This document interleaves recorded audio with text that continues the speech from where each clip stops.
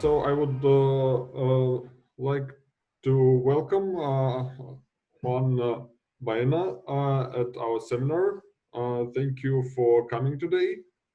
We are really always glad to hear you and work with you. And we would be looking for your presentation today about the relations between co and cross polarizabilities. So Juan, you're welcome. We would be glad to hear you now. Okay, thank you very much for inviting me to this very nice seminar that you have. I'm happy to be here. Unfortunately, I cannot be there. I like a lot the city of St. Petersburg. So, well, anyway, welcome to my home also. And at first, I would like to be sure that you can see my whole screen because I can see your pictures on my screen. I hope you are not seeing yourself on the screen. We can see all of your screen, all right? Perfect. Perfect. Then I will start. Well, this talk is about the relations between co and cross polarizabilities of electrically small scatters, typically bianisotropic scatters, and it is demonstrated from a multiple expansion of the electromotive force. This topic could sound old, maybe more than 20 years ago. You can find works about this problem, but I think we have a new optic to see the problem because we are using a multiple expansion of the electromotive force. Actually, Ana Cristina Escobar, who is one of my master students, is developing this work, and I'm very involved into the problem also. So let me start with the outline of the talk. And before that, you can stop me. I have only 1 hour to speak.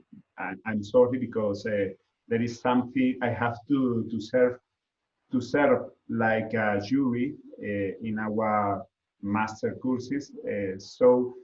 But I think that it is good to have your questions during the talk. I hope we can manage the time. First, I will give you a short introduction about properties of polarizability, specifically this property that you see here, electric polarizability multiplied by magnetic polarizability equal to the cross polarizabilities, the multiplication of cross polarizability here.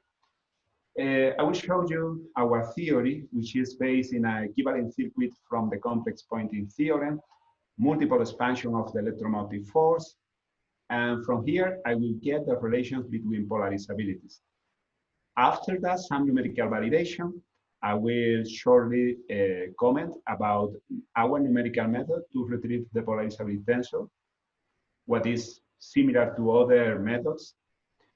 And the results for the single splitting resonator, the Pendry's SRR, the non-bianisotropic SRR. After that, I will show you some case with a CoCo channel particle that can violate the property above, and the conclusions. Well, let's start. More than 20 years ago, you can find this paper by Sergei Tretyakov, Konstantin Simovsky, and others about an analytical calculation for the chiral scatter in the figure on the right side.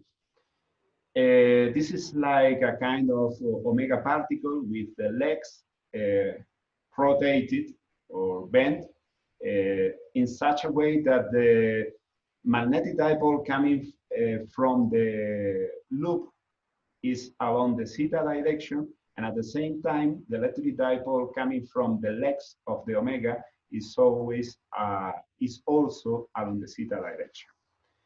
Well, this is the customary way to explain the electric polarizability, magnetic polarizability. You see here the electric dipole, magnetic dipole. They are connected with electric and magnetic field at the same time. And there are some properties, probably you know the reciprocity, Onsager principle, and this is mainly that Onsager-Casimir principle. The electric polarizability tensor should be symmetric. The magnetic polarizability tensor is also symmetric. And magnetoelectric polarizabilities are connected one with each other, yes. Well, this is the reciprocity property. But in this paper, Tretyakov and Simovsky noticed that there is another very interesting property, which is this one. The product of the electric polarizability and magnetic polarizability is equal to the magnetoelectric or cross-polarizabilities. I'm very sorry for the double line here because they are scalar numbers. Very sorry. Forget for the double line over the alpha. They are only numbers. In the next paper, also written by Tretyakov and co-workers, this relation was generalized. Now the double lines over the alpha has some meaning because now they are tensors. And this is a kind of generalization of the previous relation. Well, you see the title of this paper is very similar to the title of my talk today, the relation between co and cross polarizability of small conductive anisotropic particles.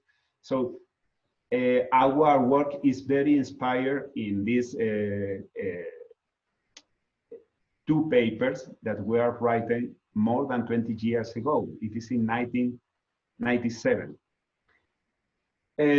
Well, the difference in this second paper is that the law is generalized to the tensor or dyadic form. However, this result is limited to thin wires. You can say this formula for particles made of thin wires. I would like to extend this property for particles with some volume. The current shouldn't be constrained to a thin wire. Well, those two papers were published more than 20 years ago, but still this question is open. In fact, in 2016, 4 years ago, Albouye, in collaboration also with Tretyakov, they published this paper about the purely bianisotropic scatters.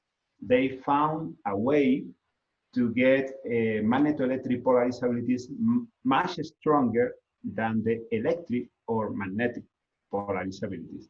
So the indirect or cross polarizabilities were stronger than the direct polarizabilities.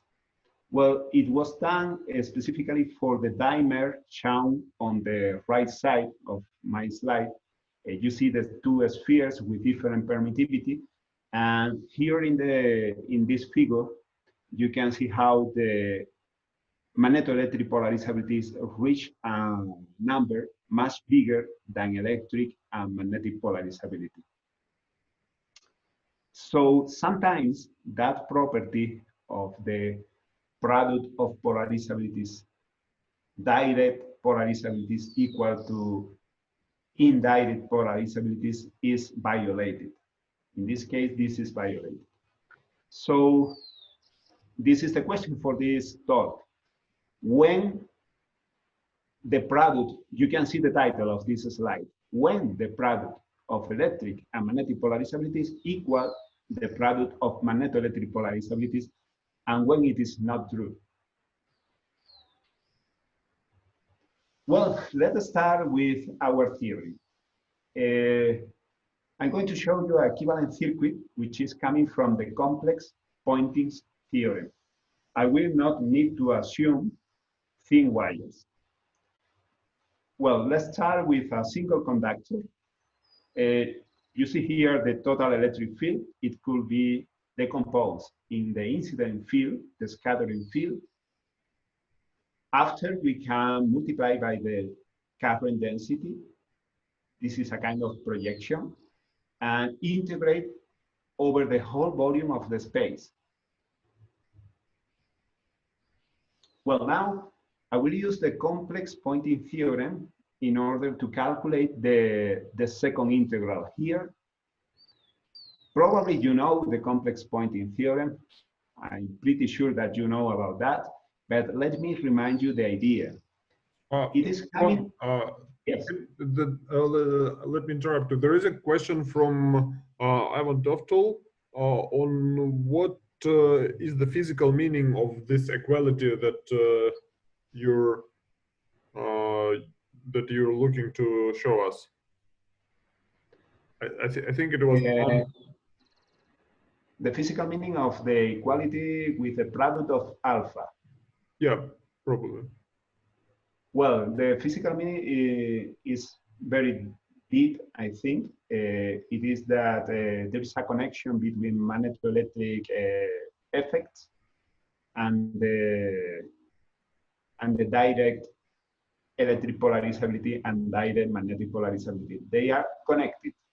You cannot expect to increase the bianisotropic behavior of a particle without affecting the electric polarizability and magnetic polarizability at the same time. They are connected. Okay. In other words, yeah? Well, I think it is enough, isn't it? Yeah, I think it is. Okay, okay. Then, well, probably you remember the complex Poynting theorem written in the same way as I wrote here, but without the superscript scattering, SV, scattering. Well, imagine you have the Maxwell equations particularized only for scattered fields. J, the current density, will be the same as for the total field. So you can derive the complex Poynting theorem in parallel way, in a similar way to the conventional demonstration of the complex Poynting theorem. Okay. Here you have the power. The first term here is the power delivered. Well, the real part of this integral will be the power delivered by the scattered field over the current density that is creating the scattering field. In the second term, you have the complex Poynting vector. So this integral is the power flowing through the infinite surface around the scatterer. Imagine the sphere of radius infinite radius, sorry. And the third term is the power stored in the electric field and magnetic scattered field. So W means the harmonic energy density for electric and magnetic field. Well, so since we have a way to solve the integral of J complex conjugate multiplied by the scattering field, we can solve this integral, put it inside the first equation, and then we will get this equation in the middle of the slide. And this equation is mainly the circuit equation. We can give the shape of a circuit equation to this equation, like the one at the bottom on the right side. Theta I equal epsilon. Epsilon will be the electromotive force. Well, be careful with this step. All we need to do is to divide the whole equation by the current complex conjugate. Here you have the I asterisk. So I'm dividing by I asterisk. On the left side, you can see that I have I asterisk also in the denominator, but also I, because I have multiplied and divided by I in the left side. So this last equation is the same as the previous one. Yes, I'm normalizing the equation in order to see the impedance. This bracket is the whole impedance of the particle multiplied by the current equal to the electromotive force induced by the incident field. We can analyze or interpret to give some physical meaning to all the terms. The first term in the impedance will be the conduction resistance, because it is connected with the current density and the conductivity of the material. Well, I forgot to say, sorry, I forgot to say that the first integral in the first equation, by using the Ohm's law, is just the first integral in the last equation, okay? It is pretty easy. Well, the second term will be the radiation resistance coming from the scattered field. The third term will be the reactance, the imaginary part of the impedance. Well, I don't know if you have some question about this circuit model. The circuit model is important. In fact, the most important part of the circuit model is to identify the electromotive force on the right side. If everybody's okay with this, I will continue. Now we can generalize the idea to a system with 2, 3, 4 conductors, more than one current. What I'm doing here is to separate the scattering field into two parts. E1 is created by J1, E2 is created by J2, and of course we have also the incident field created by some external source very far from the scatterer. The summation of all the terms will be the total electric field. Now we can project this equation with the current density of the source number 1, and then we will get the first equation here. Or maybe we can project the electric field with the source number 2, and then we get the second equation. Take your time to see both equations. In both cases, I'm doing the integral over the whole space. Well, now, these two equations can be interpreted like the circuit equations that you have in the yellow box. You can identify the self-impedance, the mutual impedance, and the electromotive force. The electromotive force for the current distribution number 1 and current distribution number 2.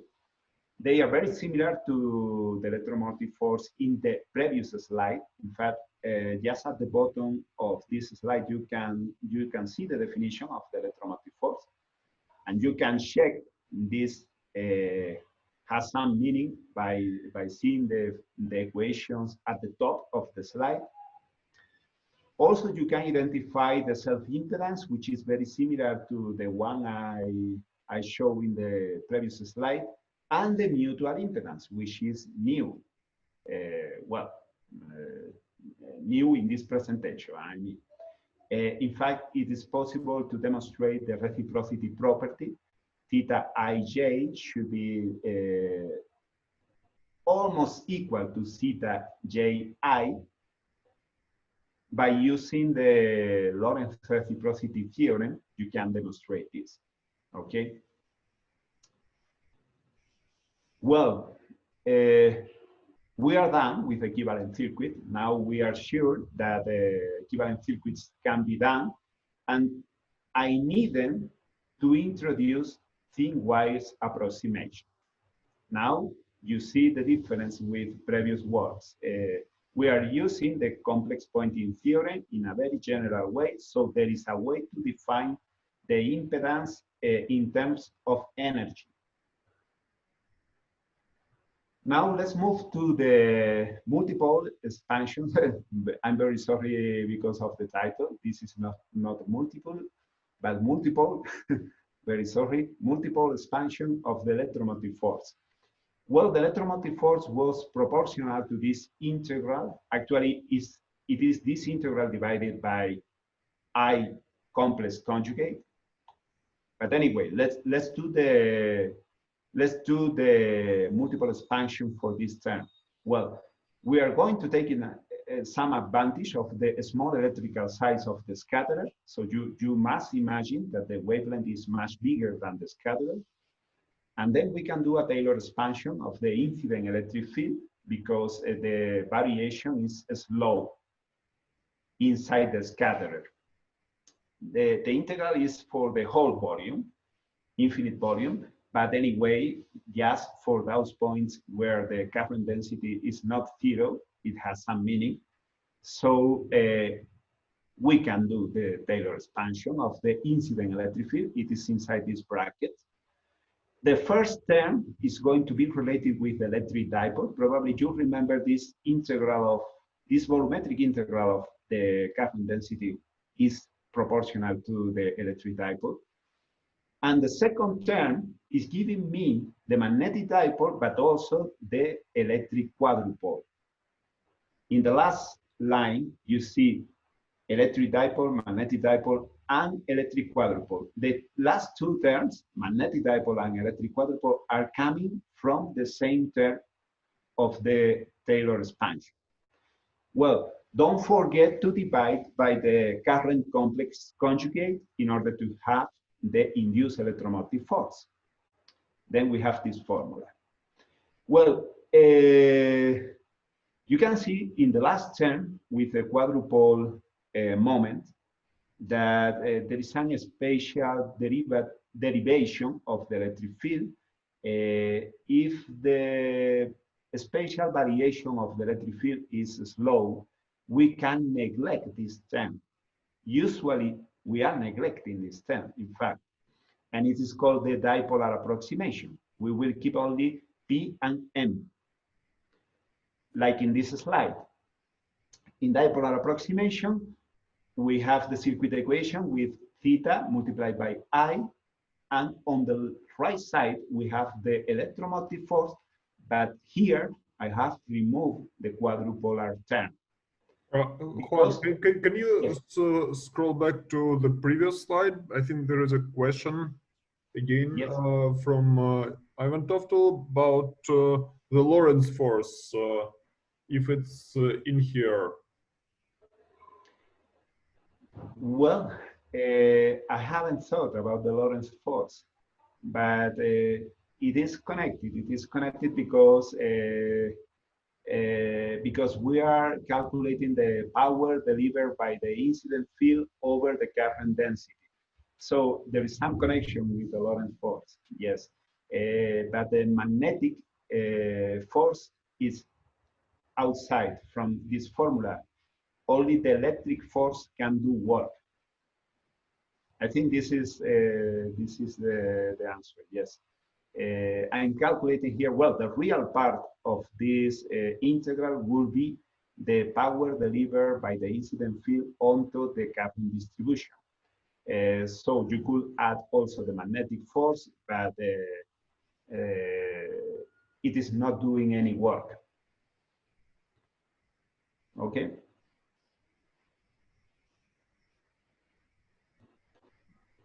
Well, I hope it was enough.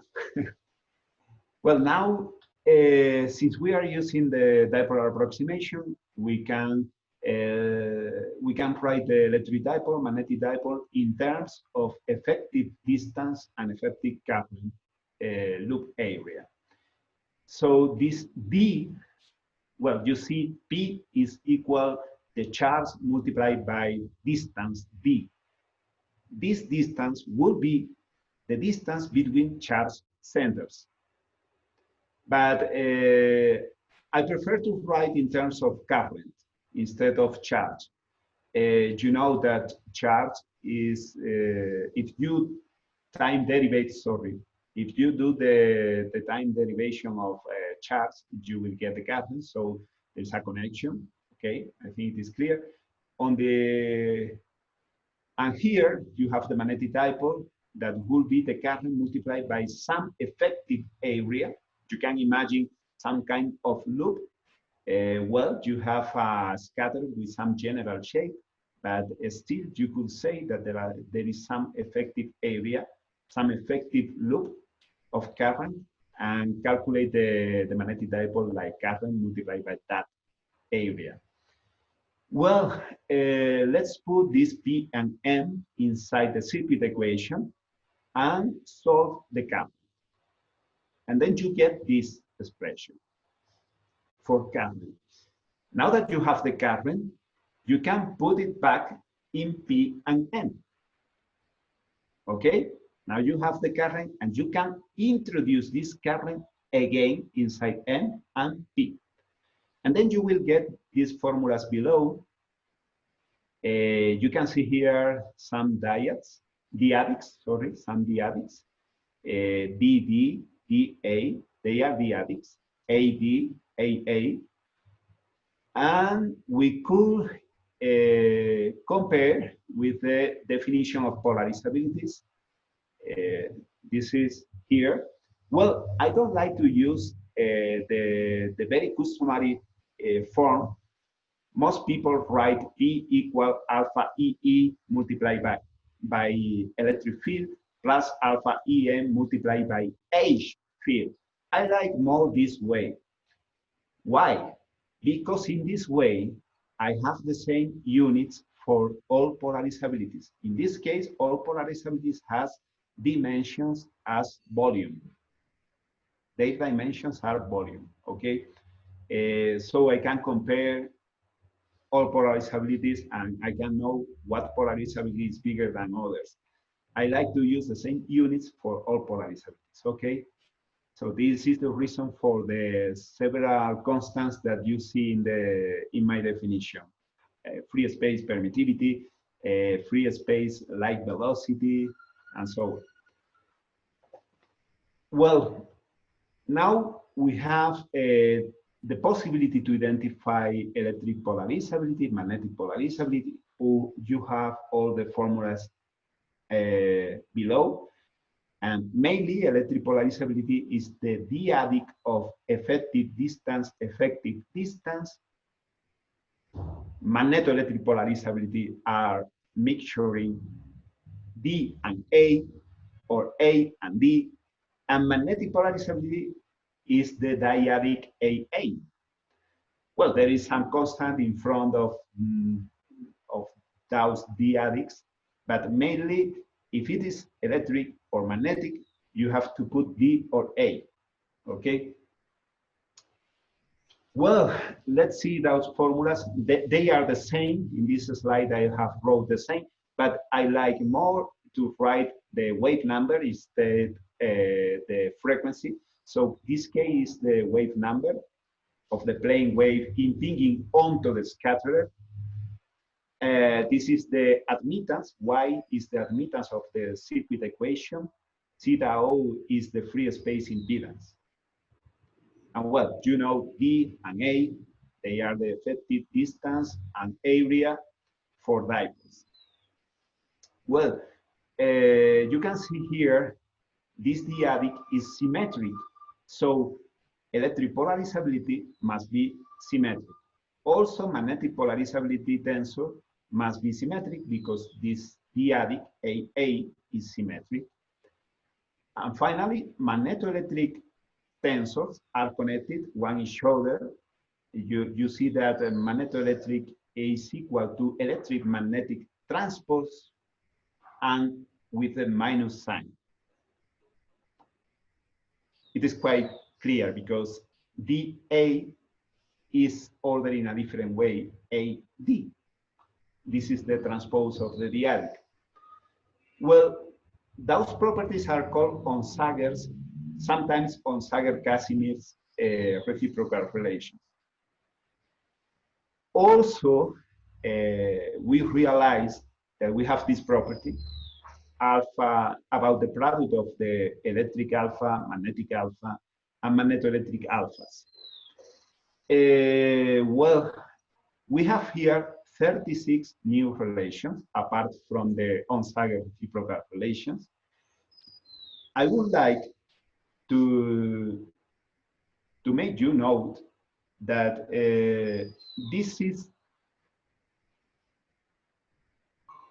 they are more equations than this equation.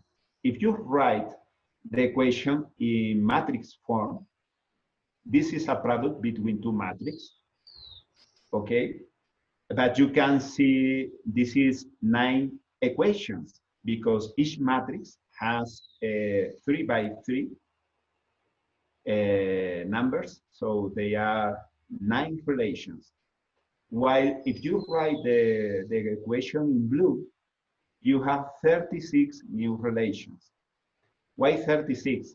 Because, well, the interchange between I and J is not interesting because you know that electric polarizability or magnetic polarizability are symmetric matrix. So you don't need to count twice. So you have 6 independent numbers in the electric alpha. You have 6 independent numbers in magnetic alpha. They are symmetric matrix. So you have only 6, not 9, 6. And you can multiply 6 by 6. You have 36 new relations.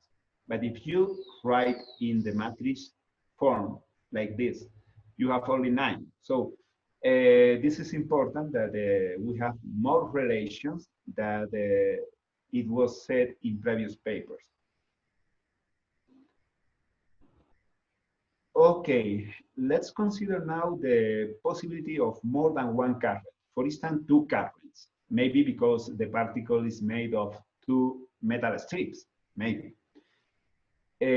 Or maybe because it is only one single conductor, but there are 2 different modes, maybe 2 resonant modes over the same shape.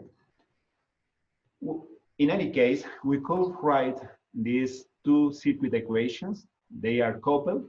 There is some mutual impedance, theta 1, 2. Remember that theta 1, 2 should be equal to theta 2, 1. You have here the electromotive force, epsilon 1 and epsilon 2.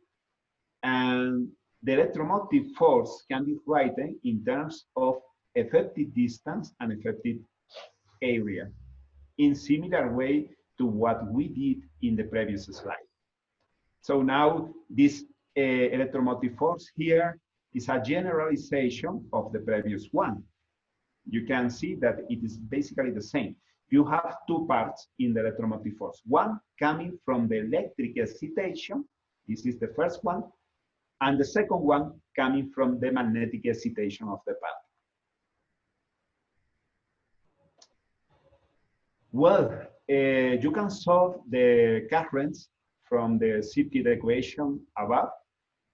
All you need to do is to invert the impedance matrix, and then you will have some admittance matrix that multiplied. When you multiply the admittance matrix by the electromotive force column matrix, then you will get the currents, I1 and I2. Similarly to what we did, now that you have the current, you can put it back into the expression for the electric dipole and magnetic dipole and get these dyadic expressions. It is very similar to the previous slide, but now we have some summations because of the several circuit equations. And now you have admittances. Well, you can check from the beginning. Electric dipole is the summation of the charge multiplied by effective distance. Well, the charge can be written in terms of the current, and current is replaced by the product of admittance matrix multiplied by the electromotive force. It is all we are doing here. And finally, we have these dyadics, DADD, when we have to do a summation of several dyadics. It is not only one dyadic. And please remember that the summation of dyadics is not always, it is not always a dyadic. Okay? You cannot write any matrix like a dyadic. A dyadic can be seen always as a matrix, but a matrix cannot be seen always as a dyadic. Anyway, let's identify the electric polarizability tensor, magnetic polarizability tensor, and the magnetoelectric polarizabilities. from the last equation. Okay, you have the last equation here on the left. On the right, you have the typical definition of polarizabilities. Then you can extract these formulas for all the polarizability tensors. They resemble a lot the case for a single conductor, but now we have the summations. Be careful with the index A and B. They will be only 1 and 2 because we have 1 and 2 circuits, okay? If you have 3, 4 circuits, you can generalize these equations. A and B will be from 1 to the number of circuits that you have in your problem. Okay, let's check the Onsager's reciprocal relations. Assuming the admittance matrix is symmetric, you can demonstrate that this summation is also symmetric. Okay? Imagine D1, D2. D1, D2 is not a symmetric dyadic, but you will have also D2, D1. Assuming the admittance matrix is symmetric, you will not have any problem. Still, the electric polarizability will be symmetric. Well, magnetic polarizability is also symmetric. Also, you can connect the polarizability magnetic electric with the electric magnetic by doing the transpose of the matrix and changing the sign. Well, but now it is very important to notice that in general, the property of the product of polarizability is not held at all. In general, they are different, okay? Well, you must see the equations. It's difficult for me to explain, but it is there, okay?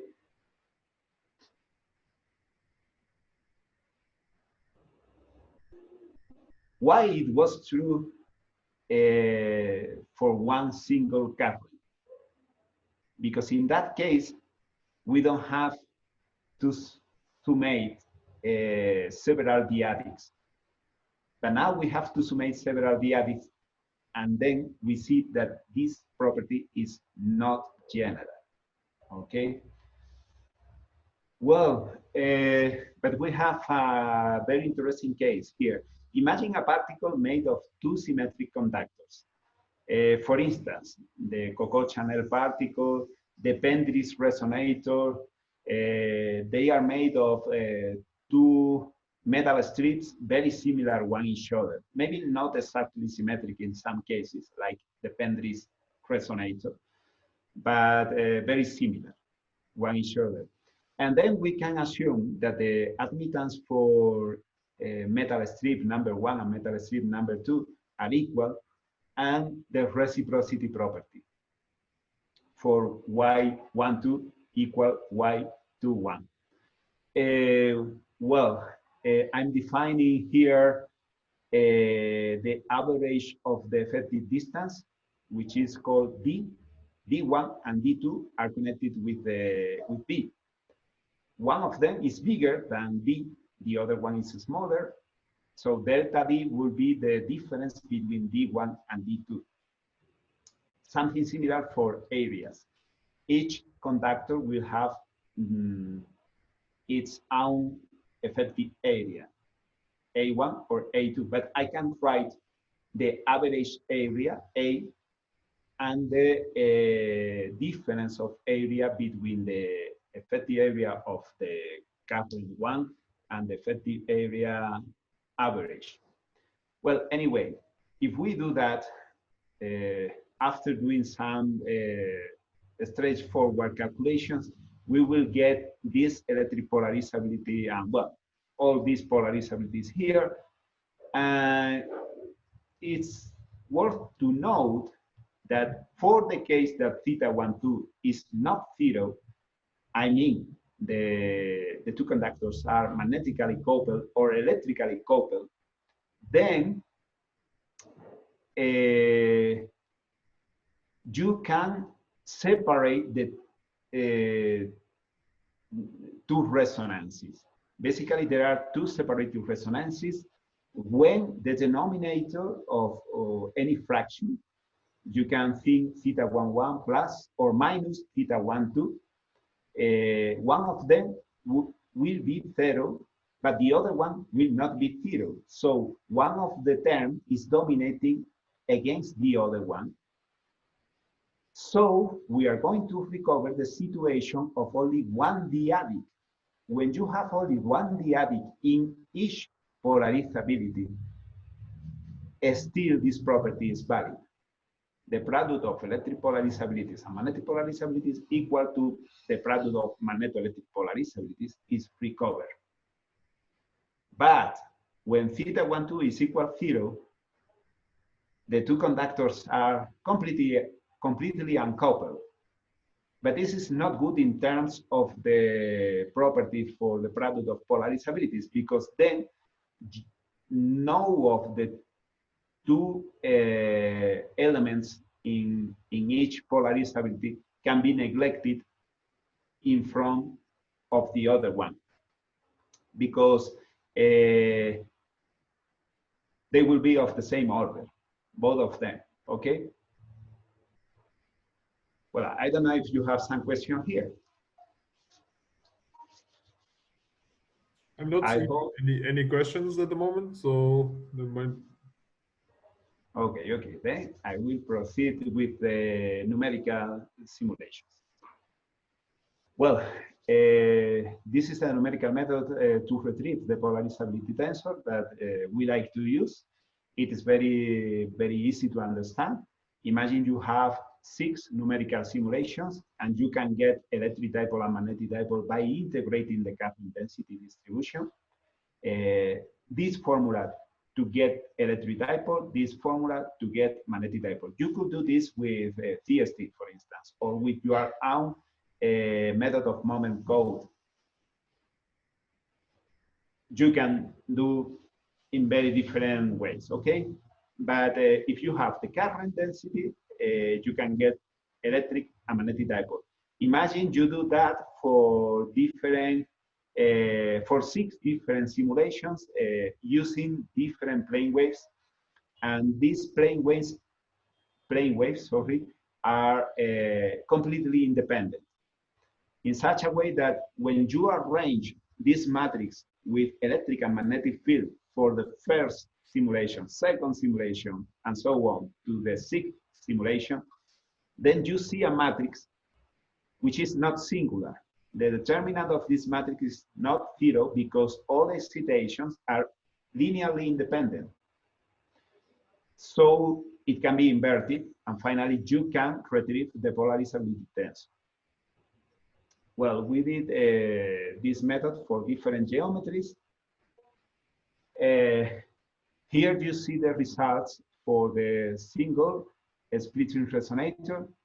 This is an electric resonator, this is magnetic, and this is magnetoelectric too. So we can see electric polarizability, which is resonating, magnetic, and also the magnetoelectric polarizabilities. All of them are resonating. On the right side, you can see the test of the product of electric and magnetic polarizabilities equal to magnetoelectric polarizabilities. You see how the curves are completely overlapped, so the property is being satisfied very accurately. But now let's move to a sample of particles with more than one couple. This is the case of the Penderis splitting resonator. Similarly to the previous case, it has electric, magnetic, and magnetoelectric response too. Now the test of the product of polarizabilities is valid, I think, but this is not very accurate. There is some deviation. I think the deviation is mostly related with the dipolar approximation, because we neglected the quadrupolar term. I think this is the reason. But anyway, it is maybe satisfied. This is the case of the non-bianisotropic SRR. This particle was proposed by us many years ago, and it was proposed to get only magnetic response. Then you can see how the magnetic polarizability is resonating, while the electric polarizability and magnetoelectric polarizabilities are maybe flat. And when we do the test, it is maybe satisfied. Here, I would like to make you notice that the vertical axis of the graphic on the left has a maximum value of 80. On the right, it is 64 by 10 to 2. It means that the maximum value on the right graphic is the maximum value of the previous one in the left, but the square. 8 squared is equal to 64, okay? Well, so I'm saying this because if you do some zoom in the figure, you will see how the black line is not equal to the red line, but you must be in the correct scale. In the correct scale, basically the red line and the black line are zeros. Okay, this is because the electric polarizability is equal 0, mostly equal 0. It is not exactly 0, but it is almost 0. At least there is no resonance in alpha electric. Alpha magnetoelectric is also very small. So we have to do the correct comparison. Okay, so the scale in the right side is associated with the scale in the right side. Here, for the case of cocoa, it is something similar. If we have 3 in the left graphic, in the right graphic, we have 9, okay? This is a square. Well, what happened with the cocoa? Well, some of you know something about this particle because we are doing some work. Still, we are doing some work with this particle. It is called cocoa because of the similarity between the particle and the cocoa channel symbol. Okay, and well, I don't know if there is a question because there is a microphone open.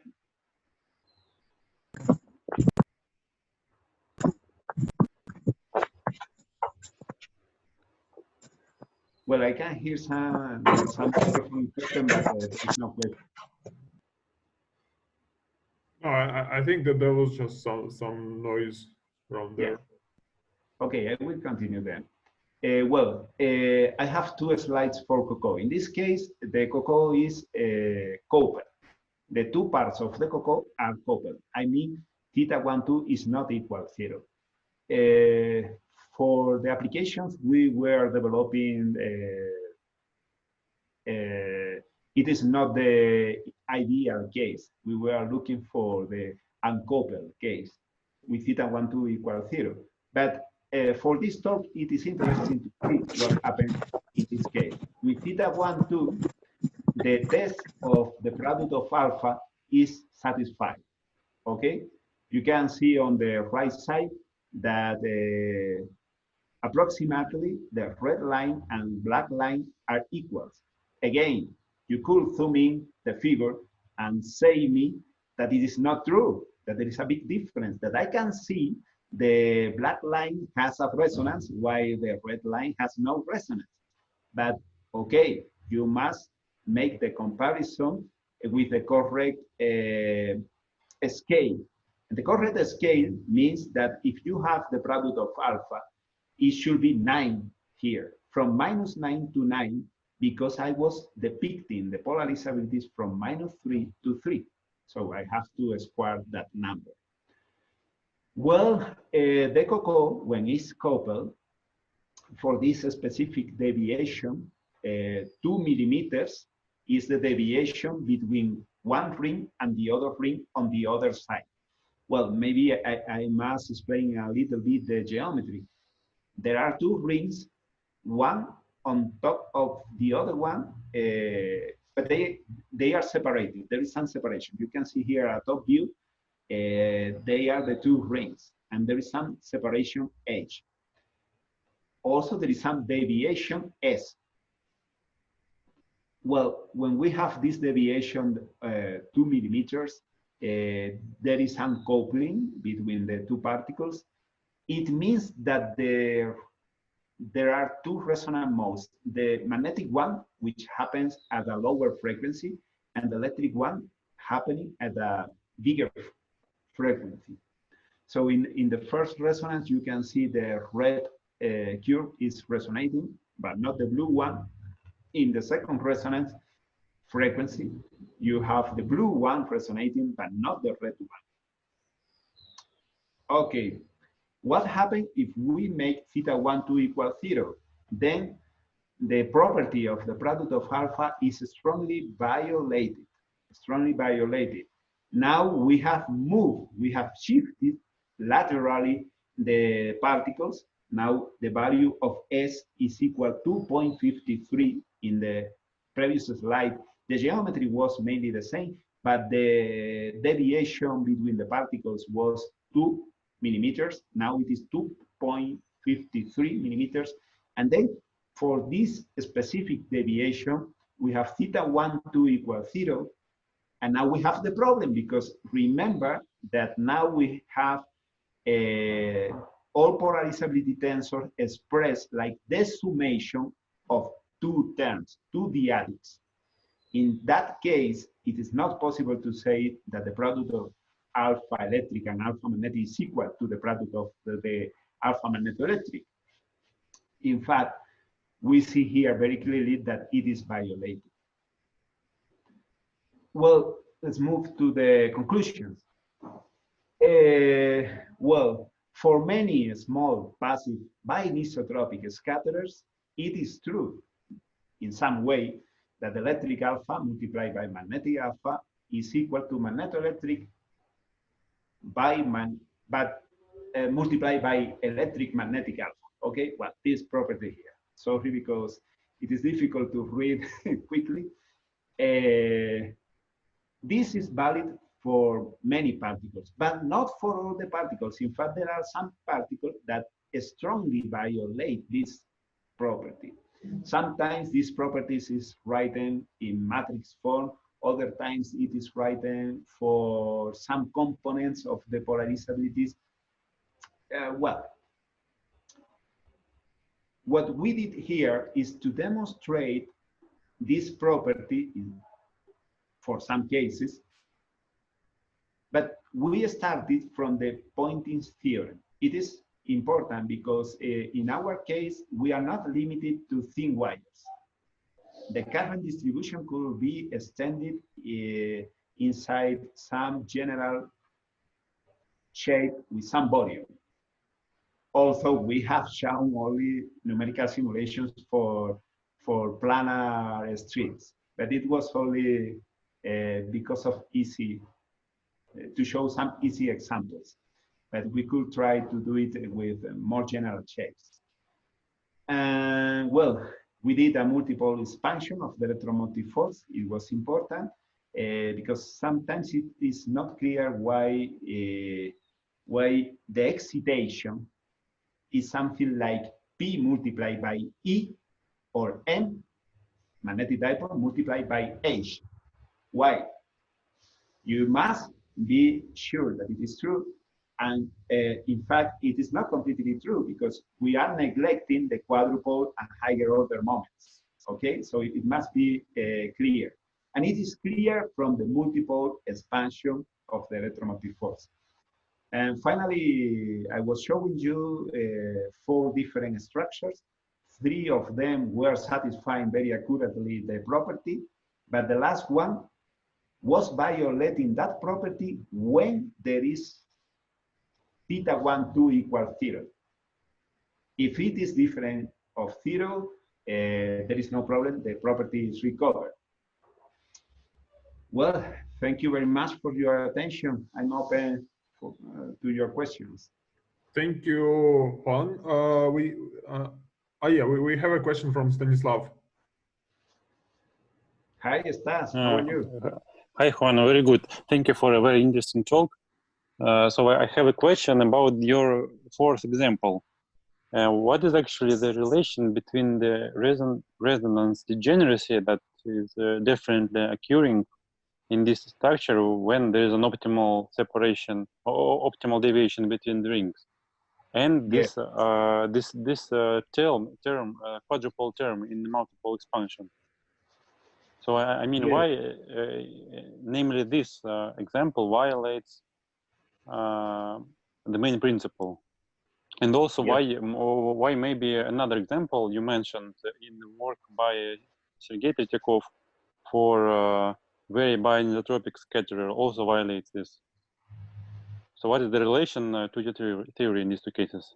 Thank you.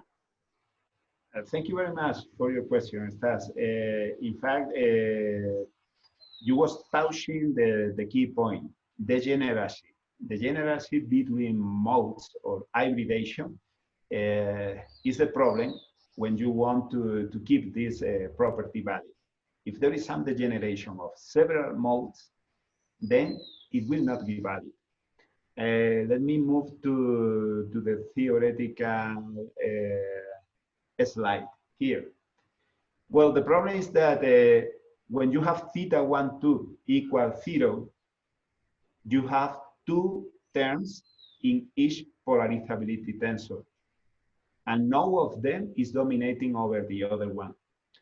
In the case that theta 1, 2 was different to 0, then you could observe a resonance with only one of the two terms, because one of the two denominators here will be close to 0 and the other one will be far from 0. Then one is dominating against the other. In such a case, the property is recovered. But when you have degeneration with theta 1, 2 equals 0, the two fractions become similar, and then they are acting at the same time. And when you have the summation of two dyadics, the property is not satisfying generally. This is what's happening with the Coco particle, and also something similar is happening to the dimmer made with spheres in the 2016 paper by Albugi and Tretьяков. So does it mean it's a kind of a special dimer when the two modes are degenerate, and this is a very special case, so it doesn't happen for all the dimers? I think so. I think so. Yes, you have to tune the geometry of the dimer in order to strongly violate the property. Yes, you need to get theta 1, 2 equals 0 for the dimer. And is it correct to say that it never happens for any metal wire scatterer, because it's assumed that in this kind of wire scatterer we have only one mode always? Yes. As far as you have only one mode, there is no possible degeneration, and then you have the property that the property is true. Okay, thank you so much. Thank you. Now it's clear.